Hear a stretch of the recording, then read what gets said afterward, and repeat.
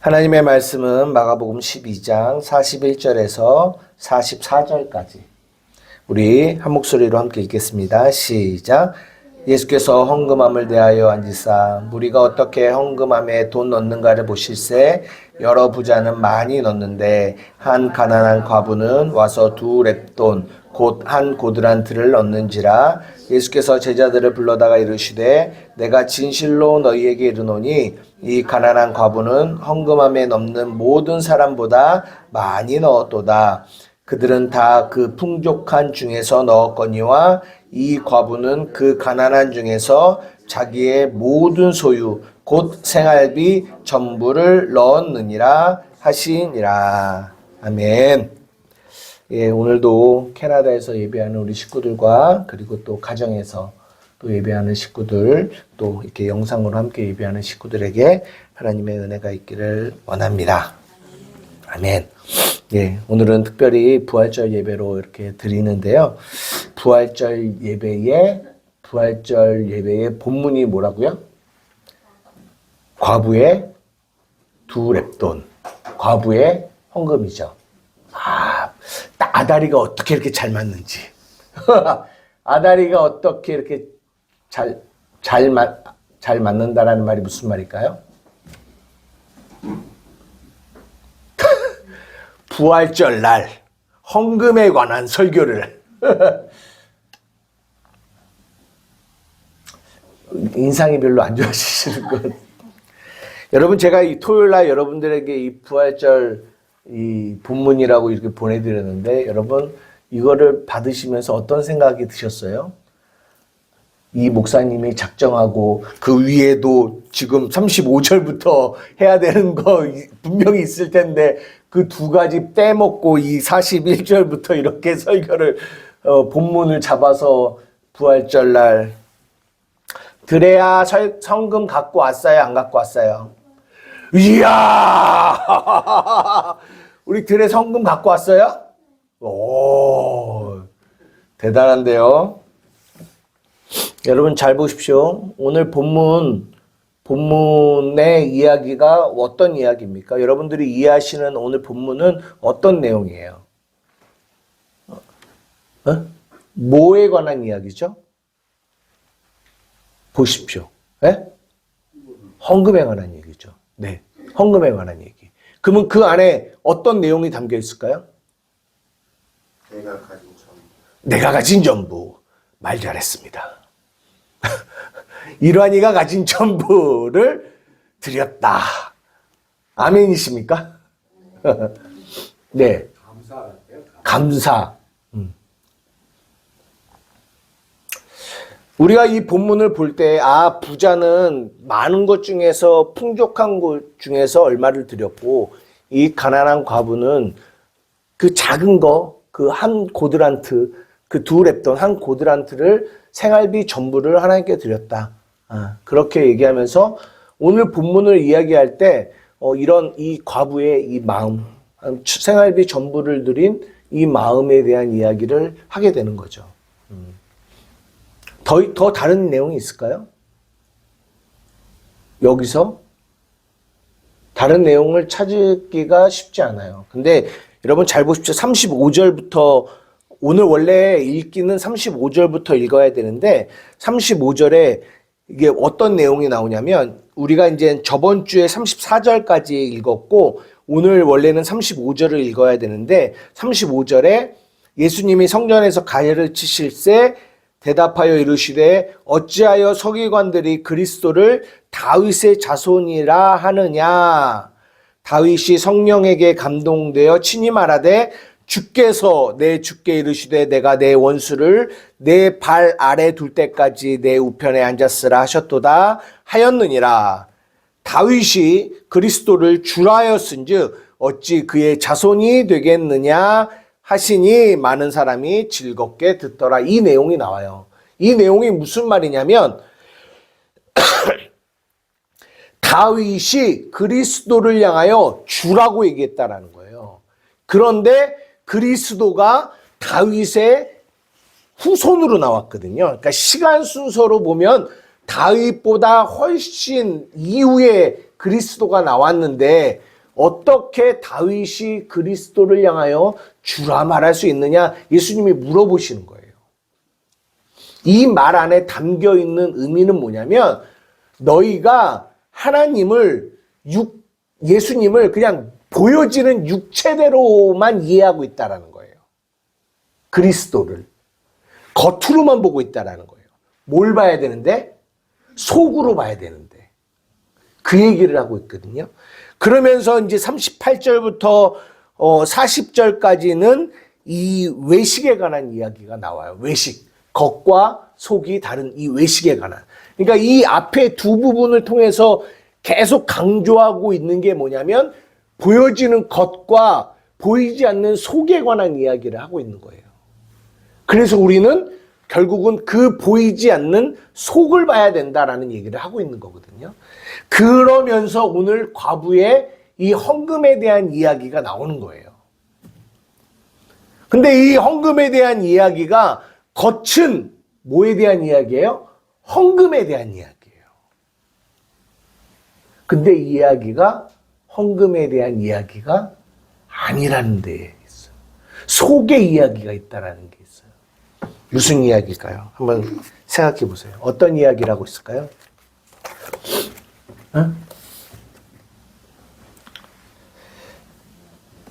결론부터 말씀드리면요. 이 과부의 한 고드란트, 이 한 고드란트는 뭘 의미하냐? 예수 그리스도의 십자가의 죽음을 의미해요. 예수 그리스도의 십자가의 죽음. 그러니까 이 여인이 자신의 생활의 전부를 드린 거잖아요. 그거는 이 여인의 죽음을 의미해요. 죽음. 그 죽음은 결국 예수 그리스도의 죽음을 의미해요. 그래서 하나님이 받으시는 거는 누구만 받으세요? 예수님만. 하나님은 인간의 어떠한 것도 받지 않으세요. 여러분들이 잘 아셔야 되는 게 하나님은 하나님의 것만 받는데 하나님의 것은 누구냐? 예수 그리스도예요.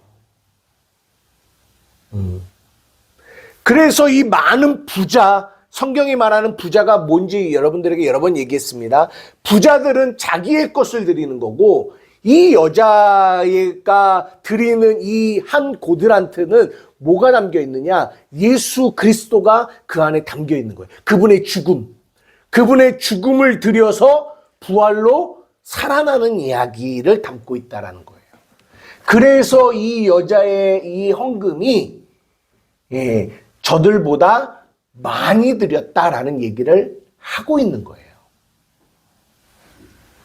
여러분, 이 신약인데, 오늘 우리가 읽은 이 마가복음은 신약인데, 신약에도 이 과부의 이야기가 나오는데, 구약에 여러분 혹시 또 가난한 과부 누가 기억나는 이름 있을까요?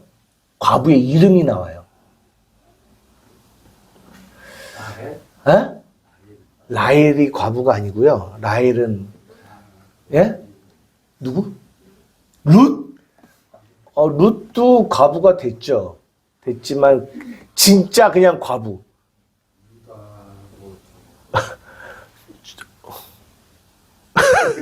항상 저의 질문을 답하실 수 있다라고 자부하셨는데 오늘은 모르나요? 모르세요? 여러분 들어보셨어요? 사르밧 과부라고? 사르밧 과부. 한 번도 안 들어보셨어요? 와, 우리 한번 성경 한번 찾아봅시다. 열왕기상. 우리가 구약이 좀 약하군요. 열왕기상 17장 8절에서 16절입니다. 우리 다 같이 한번 읽어볼게요. 시작. 여호와의 말씀이 엘리야에게 임하여 이르시되 너는 일어나 시돈에 속한 사르밧으로 가서 거기 머물라. 내가 그곳 과부에게 명령하여 내게 음식을 주게 하였느니라. 그가 일어나 사르밧으로 가서 성문에 이를 때에 한 과부가 그곳에서 나뭇가지를 줍는지라. 이에 불러 이르되 청하건대 그릇에 물을 조금 가져다가 내게 마시게 하라. 그가 가지러 갈 때에 엘리야가 그를 불러 이르되 청하건대 내 손에 떡 한 조각을 내게로 가져오라.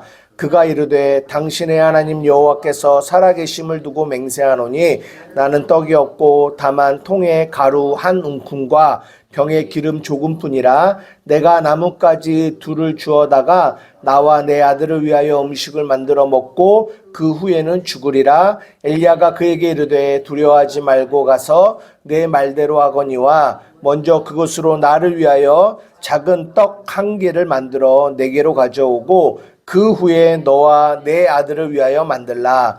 이스라엘 하나님 여호와의 말씀이 나 여호와가 비를 지면에 내리는 날까지 그 통의 가루가 떨어지지 아니하고 그 병의 기름이 없어지지 아니하리라 하셨느니라. 그가 가서 엘리야의 말대로 하였더니 그와 엘리야와 그의 식구가 여러 날 먹었으나 여호와께서 엘리야를 통하여 하신 말씀같이 통의 가루가 떨어지지 아니하고 병의 기름이 없어지지 아니하니라. 여러분 이거 기억 안 나세요? 사르밧 과부 이야기? 예. 이 아하방 시대에 엘리야가 선지자였거든요. 그러니까 하나님이 엘리야한테 이 이스라엘이 3년 반 동안 비가 오지 않는다라고 얘기했어요. 그래서 이 엘리야를 그 어디 시내가죠? 그 시내가로 인도해갖고 요단 앞 그릿 시내가로 가서 거기서 이제 까마귀들이 주는 거 먹으면서 이제 생활했어요. 그런데 그런 엘리야에게 하나님이 명령하신 거죠. 어디로 가라? 너는 일어나 시돈에 속한 사르밧으로 가라. 거기에서 이 가난한 과부를 만날 거라는 거예요. 여러분 이 이야기를 가만히 보세요. 여러분 뭐에 대한 이야기 같아요?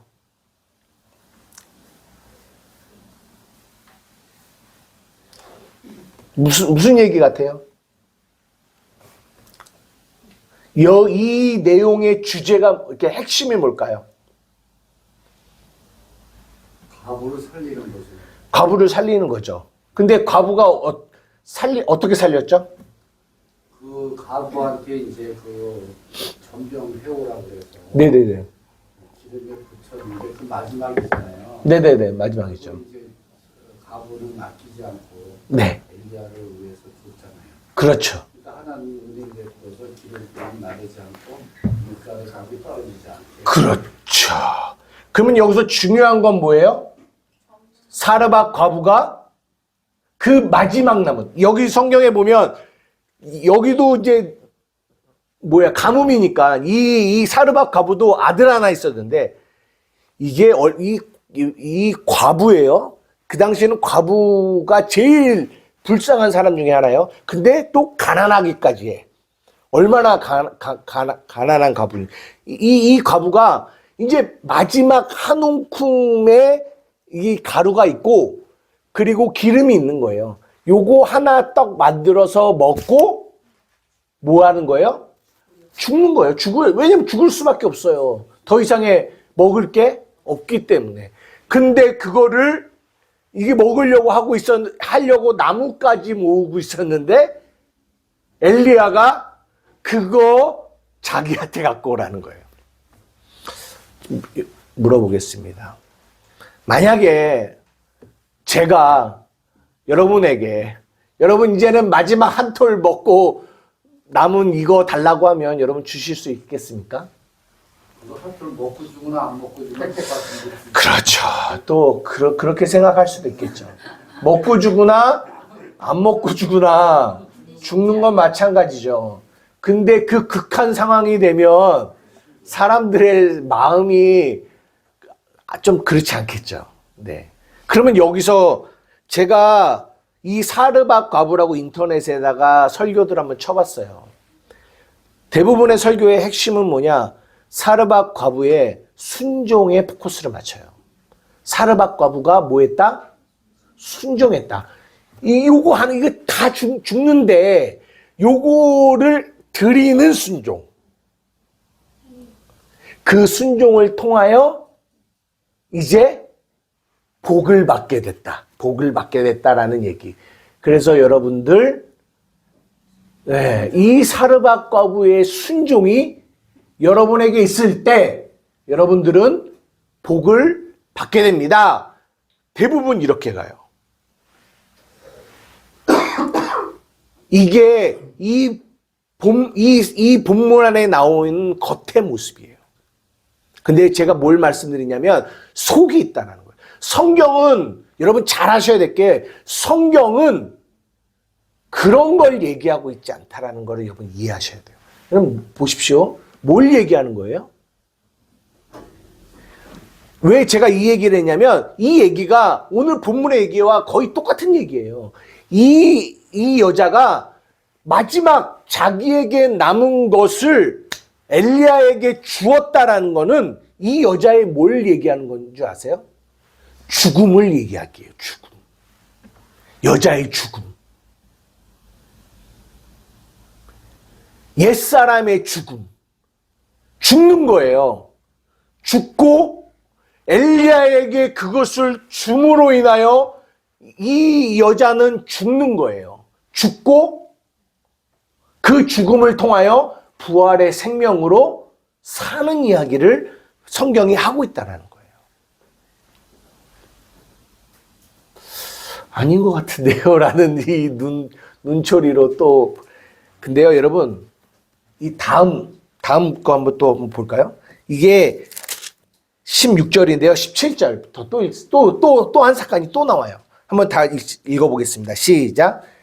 2일 후에 그 집 주인 되는 여인의 아들이 병들어 증세가 심히 위중하다가 숨이 끊어진지라.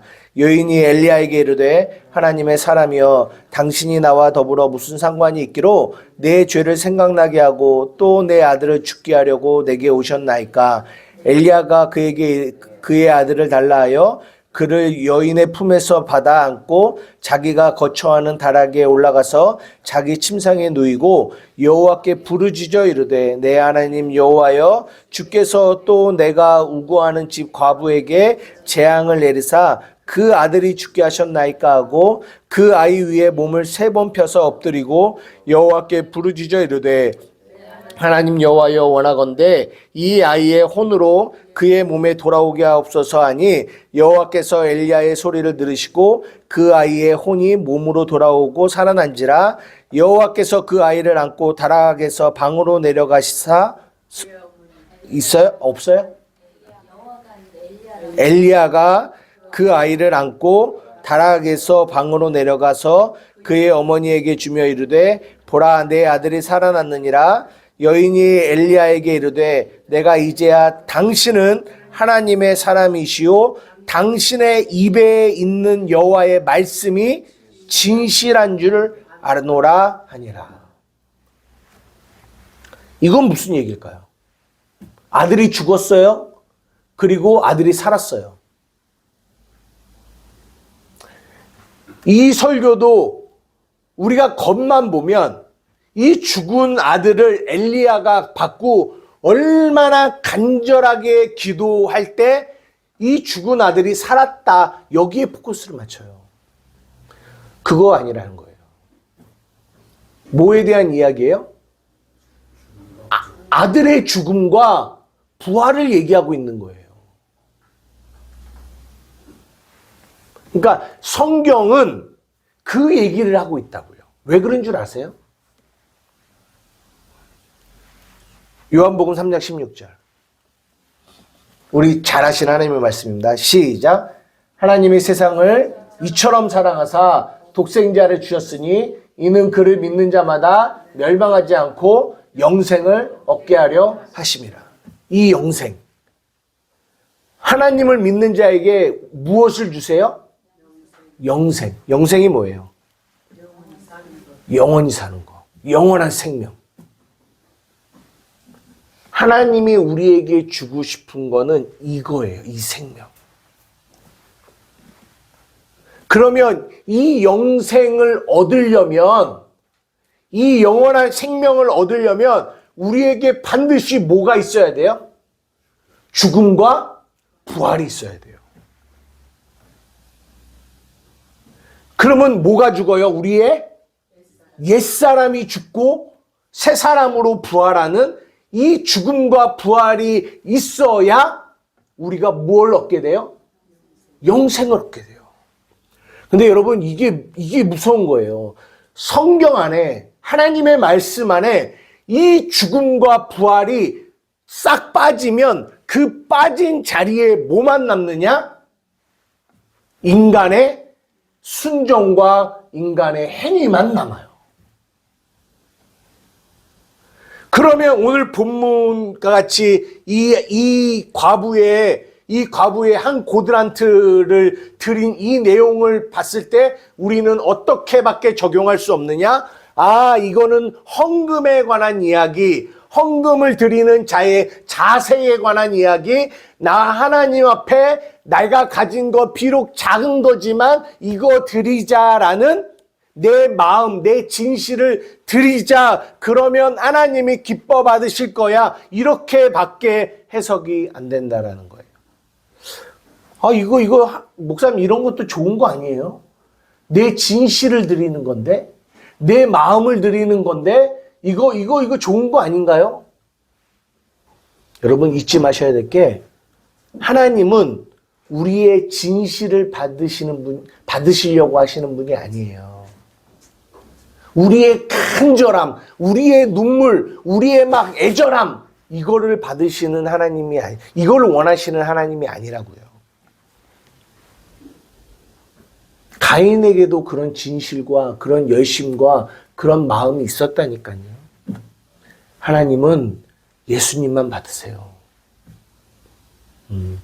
그래서 성경은 창세기부터 요한계시록까지 다 이 예수 그리스도의 죽음과 부활에 대한 이야기만 있다라는 거예요.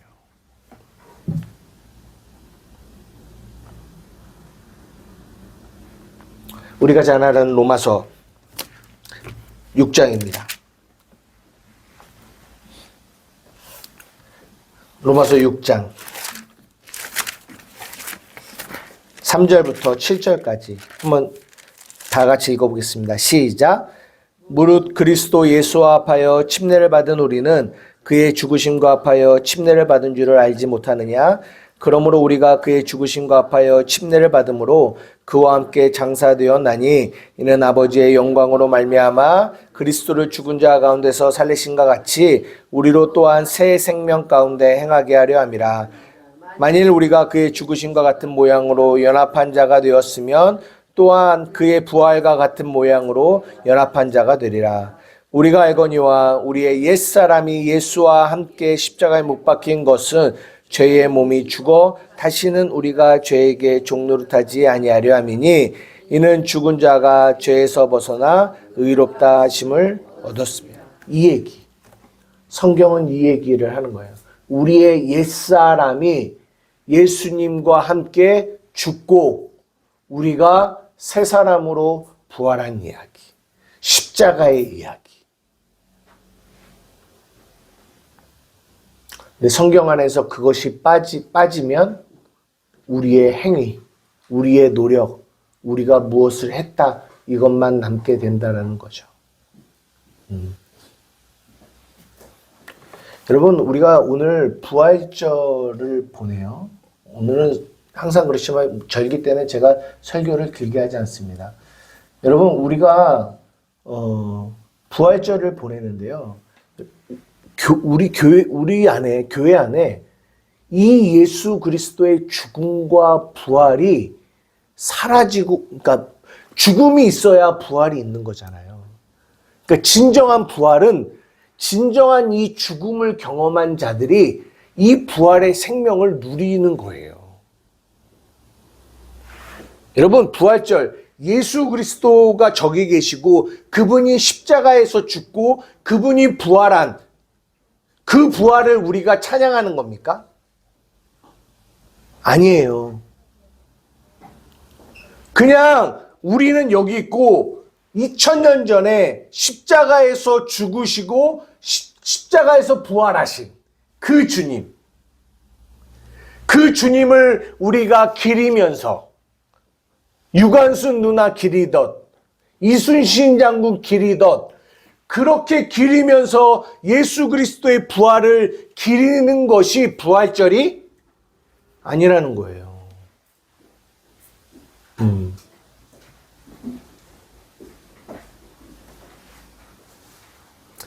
부활절은 오늘 지금 우리의 삶에서 이 죽음과 이 부활을 경험한 자들이 하나님 앞에 이 감사를 드릴 수 있는 거예요.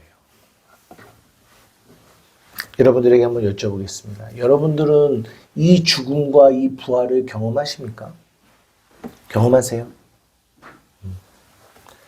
어떡하죠? 할 얘기를 다 했는데.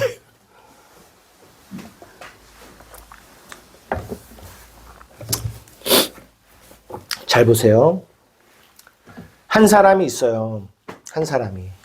이 사람이 예수님을 믿기 전에 이 황영두라는 사람이 예수님을 믿기 전에는 이 황영두를 뭐라고 말하냐면 옛사람이라고 말해요. 옛사람. 옛사람. 근데 이 옛사람이었던 황영두, 이 옛사람은 누구를 위해 사냐면 나 자신을 위해서 살아요. 나 자신을 위해서. 그런데 그 옛사람이 예수님을 믿게 되면 이 옛사람이 죽고 이 황영두라는 사람은 보여지는 황영두는 그대로 있는데 이 황영두라는 사람이 옛사람이 아닌 뭘로 바뀌어요? 새 사람으로 바뀌어요.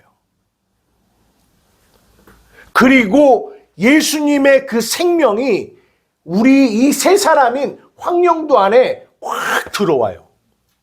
예수를 믿으면. 완전히 달라지는 거죠. 보여지는 건 똑같아요. 겉은 똑같아요. 예수를 믿기 전에 황영두나 예수를 믿은 다음에 황영두나 보여지는 황영두는 똑같아요. 그런데 존재가 달라져요. 예전에는 어떤 황영두였어요? 나를 위해 살아가는 황영두. 모든 삶의 목적이 나를 위해 살아가는 거예요. 나. 근데 그 황영두가 죽고 예수를 믿는다라는 건 그 황영두가 죽고 황영두가 새로운 새 사람으로 이 황영두는 어떤 황영두예요? 하나님의 영광을 위하여 살아가는 황영두로 살아나요. 그래서 성경은 이거를 새 사람이 됐다라고 얘기해요. 그래서 예수를 믿는 사람들을 새 사람이라고 얘기해요. 새 사람. 새로운 피조물. 새로운 창조물이라고 얘기를 해요. 그래서 예수님이 자기가 내가 길이요 진리요 생명이라고 하잖아요. 그 생명이 그 사람 안에 확 들어와요. 그 생명. 그 생명이 우리를 뭐예요? 살려요. 그 생명이. 이 육체가 죽은 뒤에도 그 생명이 우리 안에 계신 그 생명이 우리를 살려요. 근데 아까 영생이라고는 말 썼잖아요. 영생. 근데 여러분들이 영생이 영원히 사는 것을 영생이라고 했잖아요. 근데 그거는 반만 맞고 반이 틀려요. 왜냐하면 예수 믿지 않는 사람도 영원히 살아요. 어디서요? 지옥에서 영원히 살아요. 그러니까 성경이 하나님이 세상을 이처럼 사랑하사 독생자를 주셨으니 이는 저를 믿는 자마다 멸망하지 않고 영생을 주려 하심이라. 그 영생은 영원히 사는 것만 포함하는 것이 아니라 하나님과 함께 영원히 사는 걸 말해요. 그 생명, 하나님과 함께 영원히 사는. 근데 그 생명이 없는 자는 영원히 살기는 사는데 어디서 영원히 살아요? 지옥에서 영원히 살아요. 그리고 그 생명이 죽음 뒤에 우리를 살리지만 지금도 그 생명이 우리를 계속 뭐 하신다고요? 살리고 계세요. 계속. 그래서 우리가 성경의 겉을 보지 않고 성경의 속을 보는 율법으로 보지 않고 진리, 복음으로 보는 이 일들을 계속 하면서 그 복음이 어떤 일을 하게 되냐?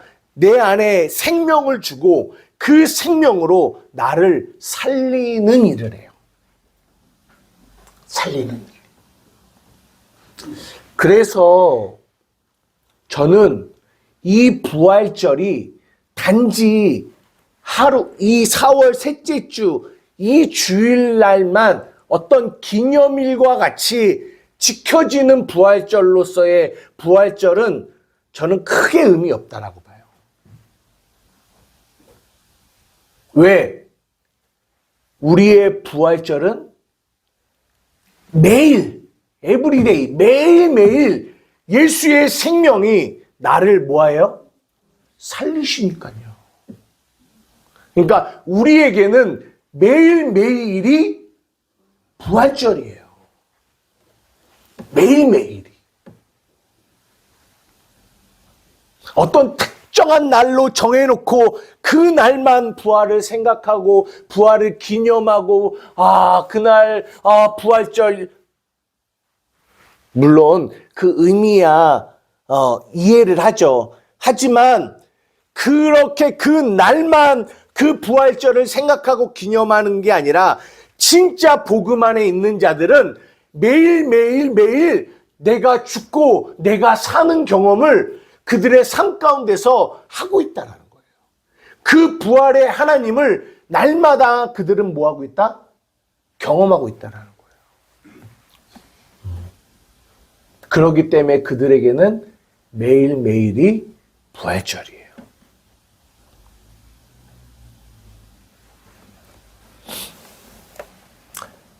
여러분은 여러분의 삶에서 이 죽음과 이 부활을 경험하세요?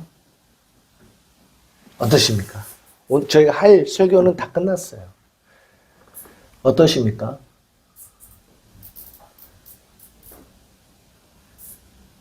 여러분의 삶에서 이 죽음과 이 부활, 여러분이 예수를 믿으면 여러분 안에 뭐가 있어요? 예수님의 생명이 있다니까요. 생명. 여러분 예수 믿는 게 뭐예요? 교회에 오는 거요? 교회에 와서 앉아 있는 거요? 아니요. 이거를 예수 믿는다라고 말하지 않아요. 많은 사람들은 교회에 와서 앉아 있으면 예수를 믿는 것 같이 말할 수 있지만 결코 성경은 그거를 예수 믿는 거라고 얘기하지 않아요. 로마서가 뭐라고 얘기해요? 8장에 성령이 우리 안에 계시는 것이 하나님의 사람이다라고 얘기를 해요. 예수님의 그 생명이 내 안에 계시는 것이 그게 예수님이 우리가 예수를 믿는 거예요. 그리고 그 생명은 반드시 우리를 뭐 하세요? 살리세요. 그래서 부활절에 우리가 하나님께 감사하는 거는 그렇게 우리의 삶에서 날마다 나를 살리시는 그분을 향하여 감사하는 거예요. 왜? 그분의 그 생명이 아니면 우리가 살 수 없으니까. 오늘도, 지금도.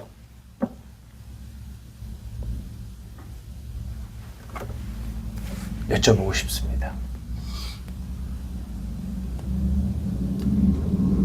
여러분들을 그 생명이 살리고 계신지. 아멘이십니까? 뭐가 아멘이세요? 살리고 계신다고요? 내 안에 하나님이 항상 계시기 때문에 네. 사는 존재지. 그렇죠. 사는 존재죠. 근데 저 같은 경우는 매일매일 기도할 때나 또 어떻게 또 하루하루 지나고 나서 저녁에 기도하면 몰랐던 것, 인생에 이제 70이 넘어 살면서 몰랐던 것을 하나씩 깨달을 때 그것이 하나님이 주시는 은혜와 하나님이 주시는 성령이 아닌가. 네, 맞아요. 이게 새롭게 느껴지고 예전에는 몰랐던 거, 예전에는 알았어도 몰랐겠죠. 네. 그런 것을 느낄 때, 아, 하나님이 정말 저를 인도하고 계시는구나, 저를 지배하시는구나, 그렇게 생각을 해요. 네, 중요한 말씀이에요. 우리가 살아있다라는 거를 알 수 있는 중요한 어떤 보여지는 것 중에 하나는 깨달음이에요, 깨달음. 하나님의 말씀이 깨달아지는 거. 어떠한 상황 속에서, 어떠한 환경 속에서 하나님의 뜻이 내 안에 깨달아지는 거. 그래서 그 깨달음으로 살게 되는 거. 살았다라는 거예요. 또 뭐 있나요? 여러분 삶에서 이 생명이 여러분들을 살리고 있나요? 많아요. 네, 주님 아니면 살 수가 없더라고요. 죽을 것 같은데 네, 그 주님으로 인해서 다시금 제가 생명을 찾는 그런 게 굉장히 많아요. 경선자매님은 어떠십니까? 그냥 보통 평일에는 그냥 꼭 내가 하면서 살다가 교회 와서 말씀 듣고 끝나면 다시 살아나는 것 같고 그렇게 지금 살아나는 것 같은 거는 어떤 느낌이죠? 뭔가가 깨달아져서 살아나는 것 같은 느낌인가요? 네. 사랑하는 우리 한마음교회 성도 여러분, 오늘 설교는 여기서 마치는데요.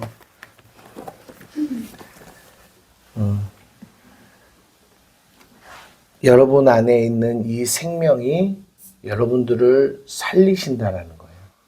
저는 우리 교회 안에 여러분들 성도들이 그냥 종교적이지 않기를 원해요. 무슨 말이냐? 그러니까 목회자들은 항상 그런 생각을 해요. 오늘은 뭐 이렇게, 그러니까 교회에 여러분들이 있잖아요. 근데 여러분들 안에 교회를 다니면 목사는 다 어떤 생각을 하냐면, 아, 우리 성도들은 다 예수를 믿는 자지, 이렇게 생각을 한단 말이에요. 그리고 그냥 교회 다니니까 예수를 믿는다라고 치고 그렇게 뭔가를 해요. 근데 진짜 예수를 믿는 거는 이 생명이 있는 거예요. 이 생명이. 그래서요, 이 생명이 있는 것과 없는 거는 너무나 큰 차이가 있어요. 가끔 누군가랑 통화를 해요. 통화를 하면 그 사람이 자기 죽을 것 같대요. 마음이 힘들대요. 괴롭대요. 근데요, 힘들고 괴로운데 그 얘기를 듣는데 그 사람의 겉의 말은 힘들고 괴롭다라는 말이 나와요. 근데 그 말 안이 보여지는데 그 안에는 그 힘들고 괴로운 그 사람을 살리는 생명이 그를 살리려고 하는 일을 하고 있더라니까요. 그러니까 예전 같았으면 많이 힘들지. 많이 힘들지. 이 힘들면 어떻게 할까? 이렇게 가는데 그게 보이는 그 사람의 겉에 힘듦이 보이는 게 아니라 그 힘듦 안에서 그를 생명으로 이끌어 가시는 그 생명이 움직이는 게 보이니까 이렇게 어떤 마음이 드냐면 그냥 하나님이 하고 계시는구나. 하시겠구나. 지금의 그 사람의 상태에 대하여 내가 염려하지 않아도 되겠구나라는 마음이 딱 드는 거예요. 여러분 이게 무슨 느낌인지 이해되세요? 그 생명이 있는 거와 그 생명이 없는 거는 천국과 지옥의 차이예요.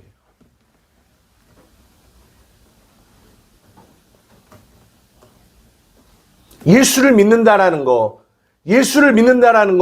우리가 멸망치 않고 그 영생이 우리 안에 와 있다는 거예요. 그 생명이, 그 살아있는 생명이. 우리 한맘교회가 이 살아있는 생명으로 하나님께 예배하는 저와 여러분 되기를 주님의 이름으로 축복합니다.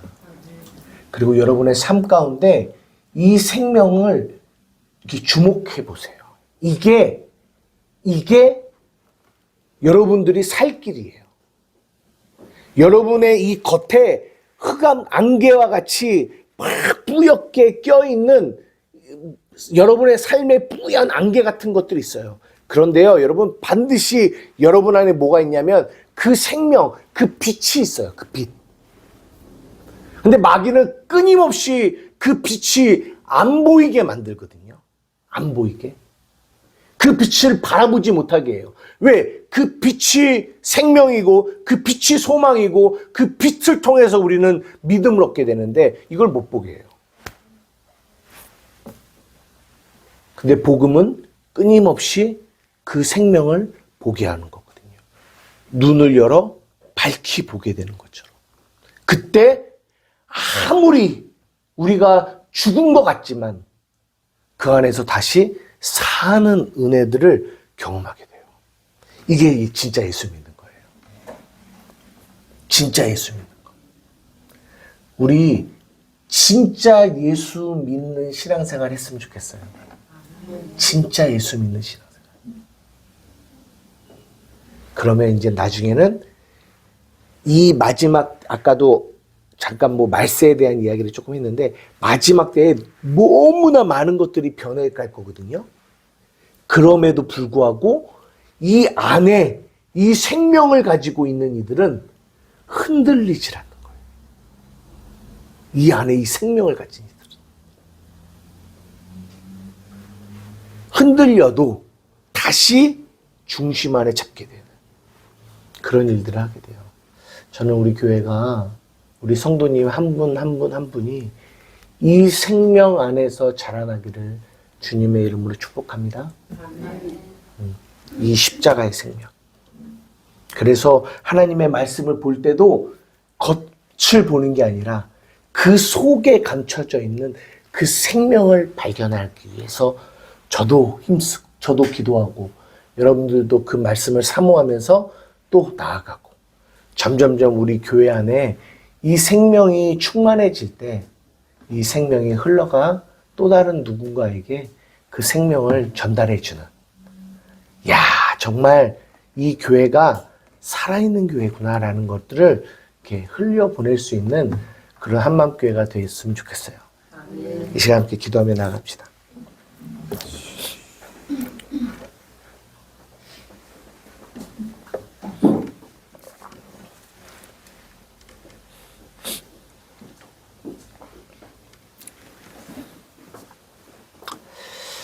부활절이에요. 부활절은 예수님이 살으셨다라는 거예요. 살아계신다라는 거예요. 그 말은 그분은 생명을 가지고 계시다라는 거예요. 생명, 살아있는 생명. 그 생명을 가지고 어디 안에 오셨냐? 우리 안에 오셨어요. 여러분 이걸 보셔야 돼요. 그래야 거기서 찬양도 감사도 감격도 거기서 나오는 거예요. 하나님, 내 안에 이 생명을 가지고 오신 예수님 너무나 고맙고 감사합니다. 이 생명을 인정하는 삶을 살게 하시고 이 생명이 내 안에서 일하시는 삶을 살아 주시옵소서. 이 시간 주님의 이름 한번 부르며 기도하며 나가시겠습니다.